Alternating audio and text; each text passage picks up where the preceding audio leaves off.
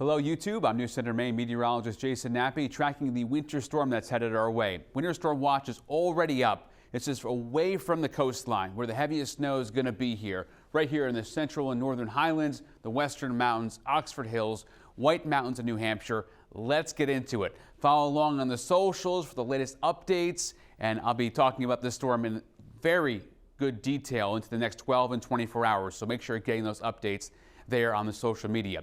As far as the storm goes on your Saturday evening, as I'm recording this, here comes the moisture out ahead of one area of low pressure that's going to transfer its energy to the coast of Maine, the Gulf of Maine. Watch this other L pop up here. So what happens here, this is not a nor'easter, not a major storm, but it has significant impacts here as the moisture goes in, and then you have the cold air coming down from the north. This low will be the primary low that forms in the Gulf of Maine and then takes that moisture and heads up east into Sunday and Monday. By 4 o'clock Monday, the storm is just leftover snow showers. It's exiting on the backside. The dry air is working in. By Monday night at 11, it's over. So I want to break down the snowfall amounts here and go kind of region by region, starting Sunday, ending on Monday. Along the southern coast, you're going to see rain. In Casco Bay, you're going to see rain. Mid-coast, you're going to see rain. Even the down east coastline, I'm putting 1 to 3, but really you're very close to seeing very close to 0 or a ½ inch at most. But still, a little bit on the backside, we'll see. Now, I have a lot more confidence going inland, northwest of Sebago in the Lakes region, over towards the White Mountains, Wildcat in New Hampshire, heading up towards the Carabasset Valley, Jackman Range. So you're going to get close to a foot of snow from this in these areas here in the western mountains. 6 to 10, close to the 6-inch range, I think just north of Waterville, Dover, Foxcroft, Millinocket, obviously Katahdin's going to get that foot, but heading up towards Lincoln, you're on that 6 to 10, 3 to 6-inch range here. And I'm going to go closer and more in depth than that, so hold on, let me do some headlines here and break this down in my top 3 categories. The rain and snow is going to start midday on Sunday. It'll be light to start off. It gets heavier Sunday night into Monday morning, just around daybreak. And there will be significant accumulation inland with rain along the coastline, okay, unlike last week's storm, which was just pretty much all rain. Now, there is a powder strip. This is my biggest concern. There's a wild card here for heavy, wet snow.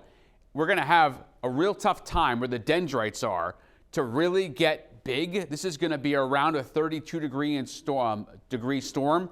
And anytime you're around 32 degrees, you're going to have heavy, wet snow. And I think even some rain is going to coat some of those snow crystals or those dendrites, okay? So it's going to be a tough time to get anything like close to powder. I think no one sees powder from this, so got to watch out. Now here we go, Sunday night, 8 o'clock, snow inland, rain along the coastline, and it'll push things out a little bit here. And as we get to Monday morning, notice what happens. The center of circulation is right over just south of Rockland, mid-coast area. And it's all basically snow north of that, Bangor, Waterville. But it's done raining and snowing in Portland at 35. And Bar Harbor, you're on the line. You're at 33.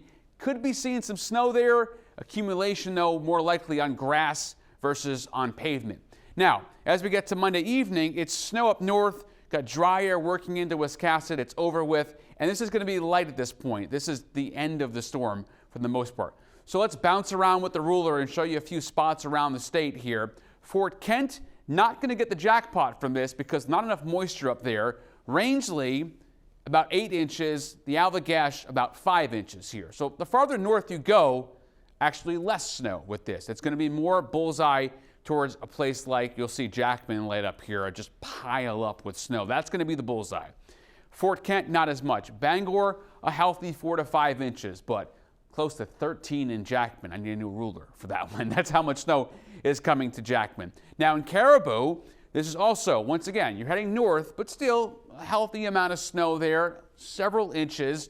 Bangor once again, and then Portland, here's the big 0, the big goose egg, because of the rain, because the temperature is going to be above that freezing mark in Portland for pretty much the entire duration of the storm.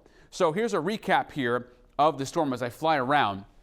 Notice around Fort Kent, the Allagash, you're talking about like a 3 to 6 inch situation there. 6 to 10 around Millinocket, 3 to 6 Topsfield down towards Bangor. But here down east along the coastline, Bennington, Machias, it's 1 to 3 at the absolute most. And then you head here, Penobscot Bay, over towards Blue Hill, Bar Harbor, Brooksville, Ellsworth, and then it's a 1 to 3 at most there.